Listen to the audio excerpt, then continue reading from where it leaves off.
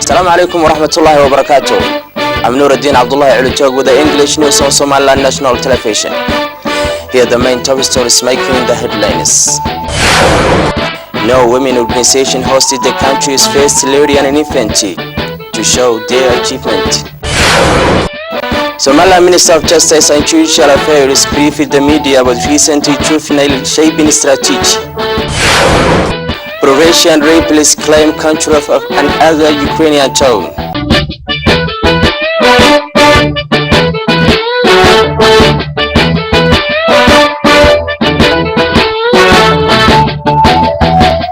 Somaliland First Lady attended an event organized by No Women organization to show up their accomplishment during the past year in Hargeisa, the capital city of Somaliland. At the beginning of the occasion, the National Women Organization chairperson Anisa Noor Egal further clarified aims of the women organization and the progressive stages stated by Somaliland Women Umbrella of Now. Anisa presented the historical staged paces through by the Women Umbrella. The organization changed with any change that took place in the nation. We established several administration centers in the main regions of the country, says Anisa, the first chairperson of No organization. The event was concluded by Somaliland First Lady Amina Sheikh Mohammed Chirdew, where she expressed her gratitude for the event participation. Amina Sheikh Mohammed praised the Somaliland Women Organization for their active role in the nation's developmental efforts. Somaliland Minister of Justice and Judicial Affairs discussed a new juvenile justice law that has been recently implemented in the country prisons, whereby members of juvenile kept behind the bars showing our effort to promote sanitation activity in Hargeisa Group Hospital. Members of the youth being held behind the bars officially began sanitation campaigns in Hargeisa Group Hospital. Somaliland Minister of Justice and Judicial Affairs Hussein Ahmed Aidid has discussed in detail about a new act which he said that it's aimed to provide fair justice system with the intention of protecting and promoting the physical and mental well-being of personal development of child offenders, while fostering the child's sense of dignity and worth. Somaliland Minister of Justice further stated that these juvenile prisoners who broke the law were kept in the last 6 months behind the bars and provided them with lessons aimed to shape them in the right path. Before 6 months, they were violent. However, after 6 months, they became constructive members of the society, taking part country's development promotion. Other official members from Ministry of Justice have on their part explained the significance of this program aimed to shape juvenile broke the law. The country's Prosecutor General Hassan Ahmed Adan spelled out that the government of Somaliland prepared complete laws designed to protect child rights and gender-based violence in a training workshop concluded for judicial representatives in the capital city of Somaliland. Country's Prosecutor General Hassan Ahmed Adam spelled out that the government of Somaliland prepared complete laws designed to protect the child rights and gender-based violence in a training workshop concluded for judicial representatives. Mr. Hassan is speaking to the attendees has at first expressed thanks and gratitude to the members concluded the training discussion. Country's prosecutor briefed the attendees about the main areas that the training discussion focused on for the 9 days in which the training continued. The goal of the training strategy is to reduce GBV, gender-based violence in Somaliland, and increase child protection rights through prevention, including conflict-related violence, and by providing quality and timely multi-sectoral services to survivors. Director of Horizon Organization Saeed Ahmed Mahmoud has mentioned that his organization prepared plans to develop laws regarding those areas of GPV and other basic laws of survivors.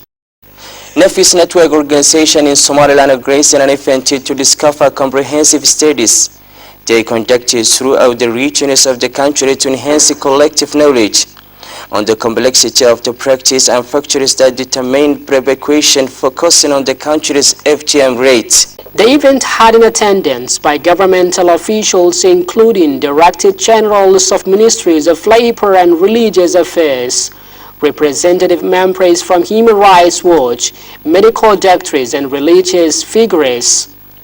Chairman of Nefis Network Amina Haji Mahmoud Warsame has sent a call to the public to work together on accelerating interventions towards the abandonment of FGM practice in Somaliland. She further illustrated the studies they've conducted to enhance collectively knowledge on the proximity and on the complexity of the practice and factors that determine the perpetuation. However, she added that they have made comprehensive study to provide in-depth analysis of the situation and provide benchmark information regarding the rate and factors helping it to continue. Director for Somaliland Human Rights Watch, Farhiya Hussein Chahur, and Dr. Abdurrahman Aukombe have collectively discussed the lethal effect that female genital cut has on women's life. Directories of Ministries of Religious and Social Affairs have on their part embraced it and welcomed this initiative to reduce FGM and pledged likewise to help provide whatever assistance they can. 17 May Football Club in Hargeisa commemorated their 4th anniversary in a well-attended ceremonial event held in the capital. At the opening of the occasion, members of sport clubs spoke at the venue and thanked persons who supported these young teams to reach the aims of sport, as well as the members recited the historical background of clubs and the different stages passed through by the teams. The owner of the 17 May Club is Hassan Abdi Awale, who delivered some remarkable speech at the occasion, further explaining this millia staged passed through by clubs. He emphasized the significance of sport for the young people to halt illegal migration and youth and drugs. Members from the ruling party of Kulmiya, who were among the key distinguished guests, participated in the event to urge young players to move forward to touch their talent. You're still watching English news on Somaliland National Television, the only Somali-speaking channel with the English news, and now for our international headlines in detail.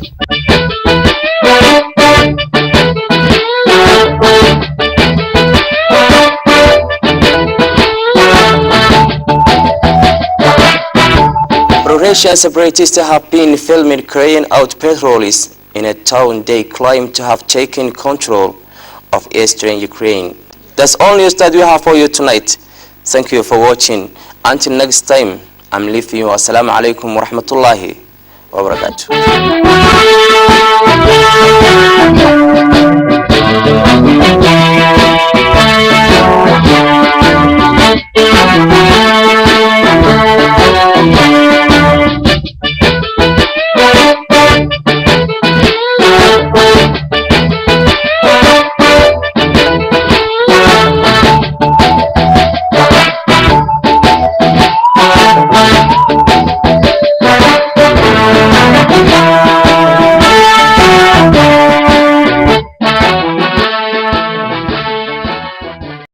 Russian separatists have been filmed carrying out patrol in town they claim to have taken control of in eastern Ukraine.